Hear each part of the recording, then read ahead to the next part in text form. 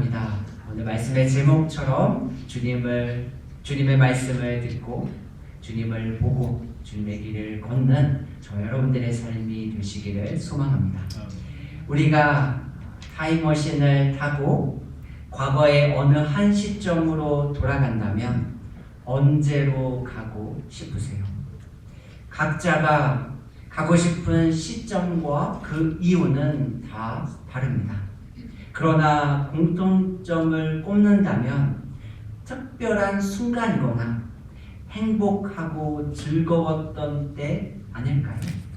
오늘 본문에 등장하는 자신의 과거를 회상하는 바디메오의 삶의 이야기를 함께 들어볼까요? 저는 지금 매우 행복합니다. 왜냐하면 제가 예수님의 길을 걷고 있기 때문입니다. 그런데 저는 처음부터 예수님의 길을 걷는 사람이 아니었습니다. 저의 이야기를 한번 들어보실래요? 저는 앞을 보지 못하는 시각장애인이었습니다. 그래서 저는 길에 앉아 구걸하며 다른 사람의 도움으로 살아갈 수밖에 없었습니다. 사람들은 저를 거지라고 놀렸습니다. 그런데 제 마음을 더욱 아프게 한 것은 사람들의 저를 향한 하나님께 저주를 받았다는 조롱이었습니다. 예수님이 제자들에게 씨 뿌리는 비유를 말씀하십니다. 농부가 씨를 뿌립니다. 그런데 그 씨 중 일부는 길가에 뿌려집니다. 마가복음 4장 4절입니다. 농부가 씨를 뿌리는데 덜어는 길가에 떨어지니 새들이 와서 그것을 쪼아 먹었다. 마가복음 10장 46절입니다. 디메오의 아들 바디메오라는 눈먼 거지가 길가에 앉아 있다가, 바디메오는 길가에 뿌려진 씨 같은 존재입니다. 따라서 그가 삶의 소망과 희망을 갖는 일은 사치처럼 여겨졌습니다. 바디메오의 목소리를 다시 들어볼까요? 그때 저는 예수님이 곧 이곳을 지나가신다는 말을 듣게 되었습니다. 듣고 이 단어를 기억하면 좋겠습니다. 저는 사람들의 말을 듣자마자 예수님이 저를 만나기 위하여 이곳에 오신다는 확신을 가졌습니다. 왜냐하면 예수님은 여리고에 들어오셔서 아무 일도 하지 아니하시고 다시 여리고 밖으로 나가셨기 때문입니다. 저는 제가 할 수 있는 가장 큰 목소리로 예수님을 불렀습니다. 다윗의 자손 예수님, 나를 불쌍히 여겨주세요. 사람들이 저를 향하여 나보다 더 큰 목소리로 저를 꾸짖었습니다. 지금 뭐 하는 겁니까? 조용히 좀 하세요. 저는 포기할 수 없었습니다. 저는 더 큰 목소리로 예수님을 불렀습니다. 다윗의 자손 예수님, 내가 여기 있습니다. 나를 그냥 지나치지 말아 주세요. 예수님은 씨 뿌리는 비유를 말씀하시며 30배, 60배, 그리고 100배의 열매를 맺는 방법을 말씀하십니다. 땅이 많은 열매를 맺을 수 있는 이유가 무엇입니까? 마가복음 4장 20절입니다. 좋은 땅에 뿌려지는 것들이란 이런 사람들이다. 그들은 말씀을 듣고 받아들여서 30배, 60배, 100배의 열매를 맺는다. 마가복음 10장 47절입니다. 바디메오가 나사렛 사람 예수가 지나가신다는 말을 듣고, 로마서 10장 17절입니다. 그러므로 믿음은 들음에서 생기고 들음은 그리스도를 전하는 말씀에서 비롯됩니다. 예수님은 말씀을 잘 듣는 사람들이 많은 열매를 맺게 됨을 말씀하십니다. 우리의 믿음은 말씀을 들음에서 시작합니다. 바디메오는 앞을 볼 수 없는 치명적인 약점을 가지고 있습니다. 그럼에도 그는 잘 듣는 사람이었습니다. 바디메오의 이야기를 계속 들어볼까요? 그때 저에게 놀라운 일이 일어났습니다. 예수님이 가시던 길을 멈추셨습니다. 그리고 저는 저의 이름 바디메오 듣게 되었습니다. 저는 어쩌면 태어나서 처음으로 저의 이름을 들었는지도 모릅니다. 사람들은 저를 거지 또는 시각장애인이라고 불렀습니다. 왜냐하면 저의 이름은 사람들이 불러줄 만큼 가치 있지 않기 때문입니다. 마가복음 10장 49절입니다. 그러자 예수님이 서신 후 말씀하셨다. 그를 부르시오. 그러자 그들이 그 소경을 부르며 말했다. 용기를 내시오. 일어나시오. 예수께서 당신을 부르시오. 아무도 그의 존재와 이름에 관심을 갖지 않습니다. 그는 오늘도 평상시와 다름없이 구걸하기 위해 길가에 앉아 있습니다. 사람들은 보통 거지의 이름을 기억하지 않습니다. 그리고 그의 이름을 부르지도 않습니다. 왜냐하면 그럴 만한 가치가 없기 때문입니다. 그런데 예수님은 그의 이름 바디메오를 부르십니다. 그리고 예수님 때문에 사람들도 그의 이름 바디메오를 부르기 시작합니다. 하나님이 흙으로 사람을 지으셨습니다. 그때 사람은 아무 의미 없는 존재입니다. 그러나 하나님이 그 코에 생기를 불어 넣으실 때 비로소 사람은 살아있는 존재, 의미 있는 존재가 되었습니다. 예수님이 아무 의미 없는 바디메오의 이름을 부르셨을 때 비로소 그는 의미 있는 존재가 되었습니다. 마지막 바디메오의 이야기입니다. 저는 저의 이름이 불려졌을 때 가만히 앉아 있을 수가 없었습니다. 그래서 저도 모르게 벌떡 일어났습니다. 그리고 지금까지 구걸하기 위하여 사용한 저의 분신과도 같은 겉옷을 버려두었습니다. 그리고 예수님께 갔습니다. 예수님이 저에게 말씀하셨습니다. 내가 너희에게 무엇을 하여 주기를 원하느냐? 제가 예수님의 질문을 들었을 때 저는 제가 진짜로 원하는 것이 무엇인지를 생각하기 시작했습니다. 그리고 저는 예수님께 대답했습니다. 보기를 원합니다.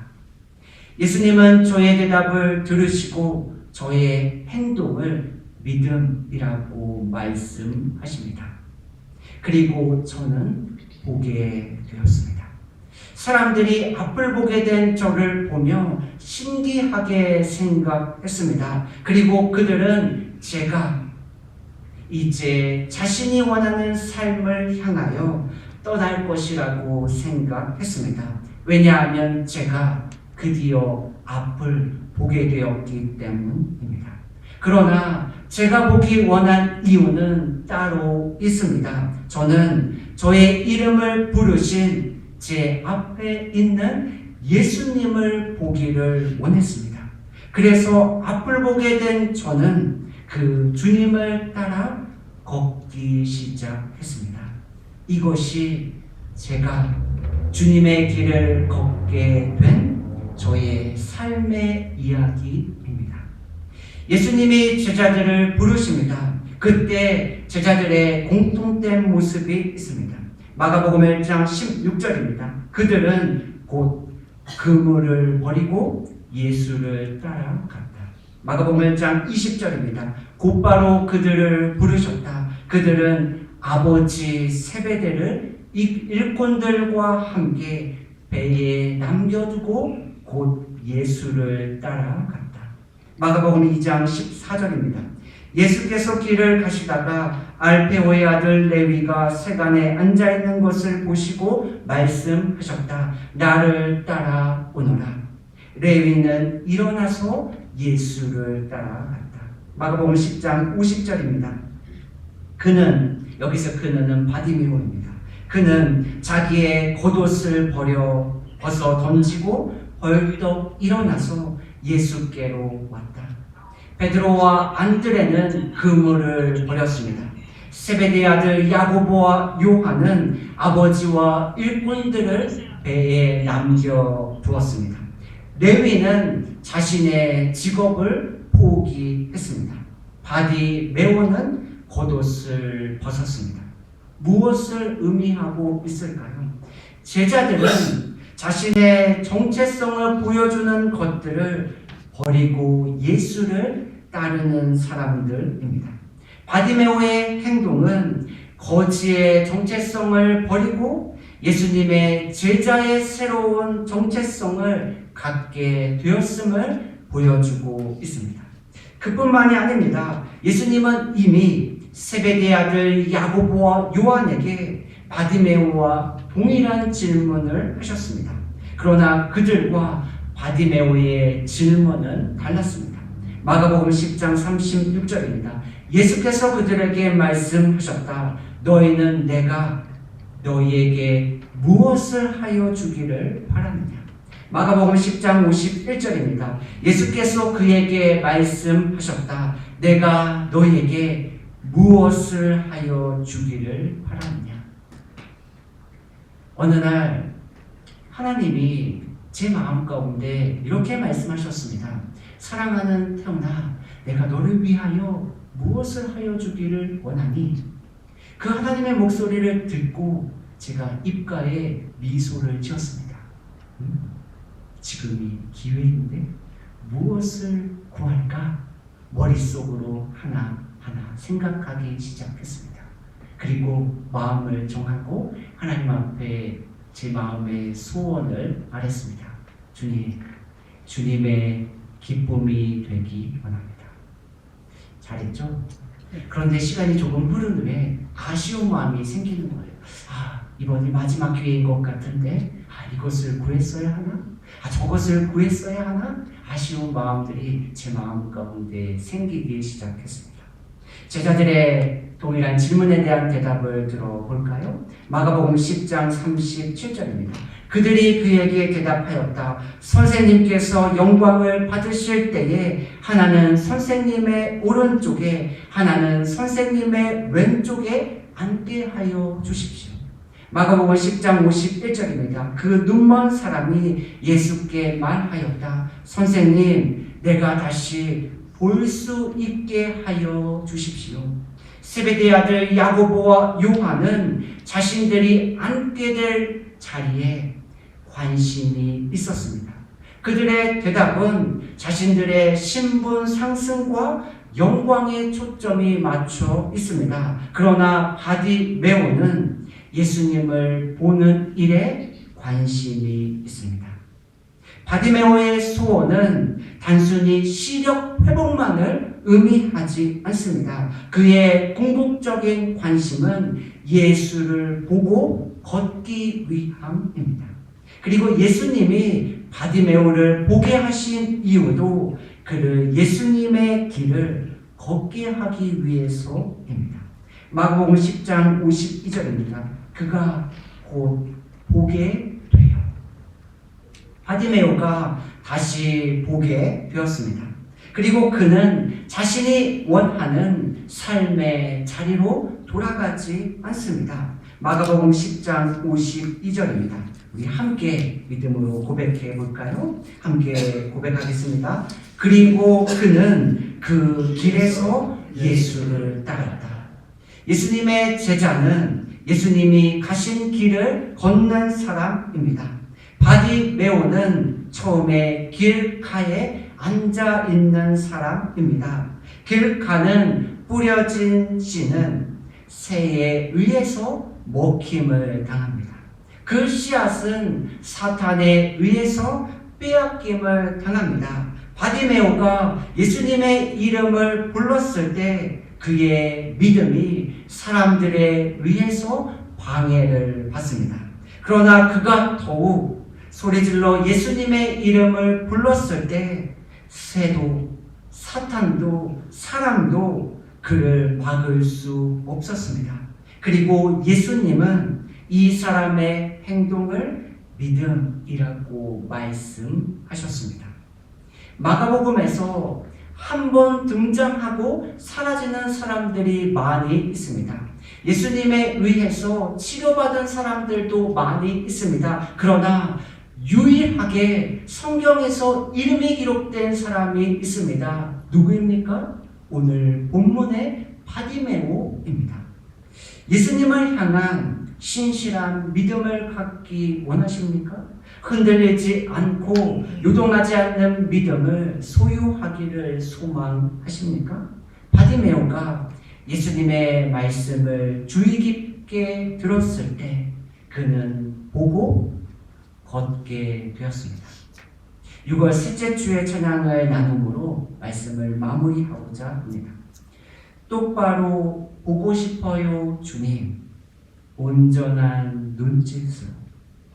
똑바로 보고 싶어요 주님, 곁눈질 하긴 싫어요. 하지만 내 모습은 온전치 않아. 세상이 보는 눈은 마치 날 죄인처럼 멀리하며 외면을 하네요. 주님, 이 낮은 자를 통하여 어디에 쓰시려고 이렇게 초라한 모습으로 만들어 놓으셨나요? 당신께 드릴 것은 사모하는 이 마음뿐. 이 생명도 달라시면 십자가에 놓겠으니 허울뿐인 육신 속에 잠빛을 심게 하시고 가식뿐인 세상 속에 미랄로 썩게 하소서.